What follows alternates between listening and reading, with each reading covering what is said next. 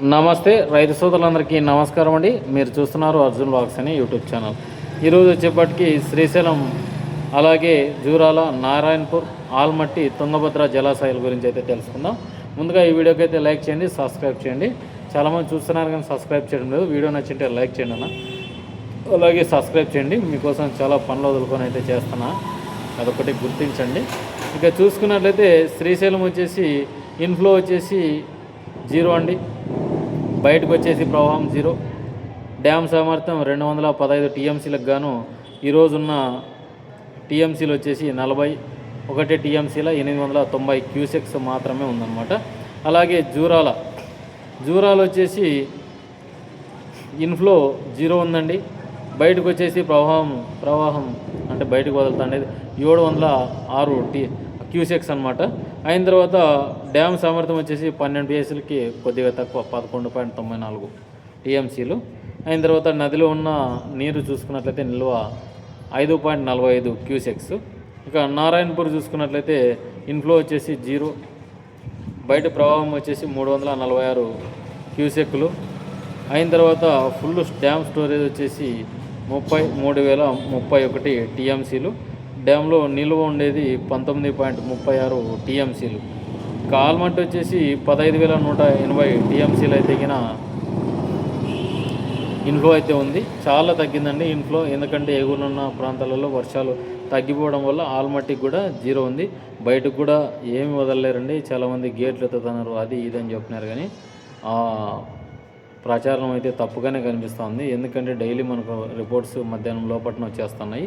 ఇక్కడ 0 ఉందండి, బయటకు ఏం వదలలేరు. చిన్న చిన్న ప్రాజెక్టులు వదిలినారు, కానీ ఈ ప్రాజెక్టులో ఇంతవరకు ఏం వదలలేరు. ఫుల్ డ్యామ్ స్టోరేజ్ వచ్చేసి 123 టీఎంసీలకు గాను ఈరోజు 89.14 టీఎంసీలు అయితే అంటే క్యూసెక్స్ మాత్రమే ఉందన్నమాట. 89 టీఎంసీల 14 క్యూసెక్స్. ఇక తుంగభద్ర నదిలో ఈరోజు ఇన్ఫ్లో మొదటిగానే చెప్పుకున్నాం పోయిన వీడియోలో, అంటే మార్నింగ్ 17,152 క్యూసెక్స్ అయితే ఉన్నిందనమాట. ఇక బయట ప్రవాహం వచ్చేసి 652 టీఎంసీలు. ఫుల్ డ్యామ్ స్టోరేజ్ 105 టీఎంసీలు.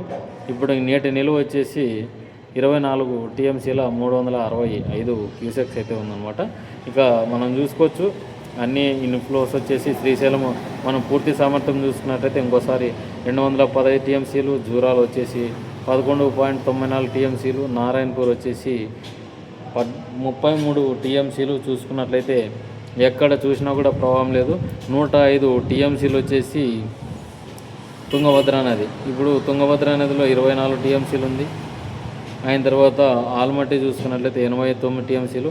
ఈ క్యూసెక్స్ పక్కట్లు పెట్టి తగిన 19 టీఎంసీలు వచ్చేసి నారాయణపూర్ ఉంది. ఆల్మట్టి 89, అలాగే జూరాలు వచ్చేసి 5 టీఎంసీలు ఉంది. 41.2 అంటే 42 టీఎంసీలు ఈ శ్రీశైలం అయితే ఉండిందనమాట. మొత్తంగా చూసుకున్నట్లయితే మనకు ఎక్కడ కూడా ఈ 3 నదుల్లో ఒక 600 టీఎంసీలు నీరుకు గాను మనకు చూసుకున్నట్లయితే ఎక్కడ కూడా ఆల్మట్టి తప్ప మిగతావన్నీ డెడ్ స్టోరేజ్లోనే నడుస్తున్నాయి. అది బాగా గమనిస్తారని అనుకుంటున్నా. ఇక జూరాల ప్రాజెక్ట్ వచ్చి సగం నిండింది, అంతేగాని ఫుల్గా అయితే నిండలేదు. ఎందుకంటే ఇది కూడా కొంచెం చూసుకోవచ్చు.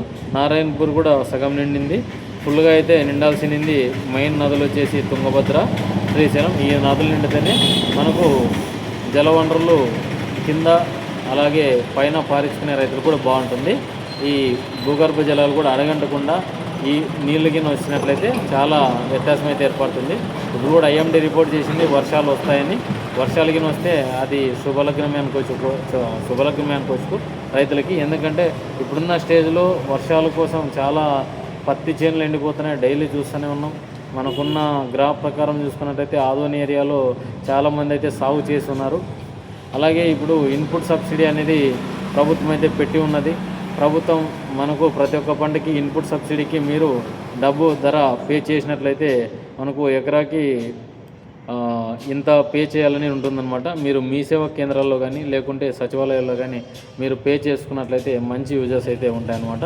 ఇట్లా డ్రై క్లైమేట్లో మీకు ఇన్సూరెన్స్ ఉన్నట్లయితే చాలా యూజ్ బాగుంటుంది. మనకు ఎండమిరపు కూడా ఒక 390 రూపాయలు ఉంది ఇన్సూరెన్స్. మీరు అది కట్టుకున్నట్లయితే 90,000 ఇన్సూరెన్స్ పడుద్ది. కందికి వచ్చేసి 40 రూపాయలు, 39 రూపాయలు ఉంది.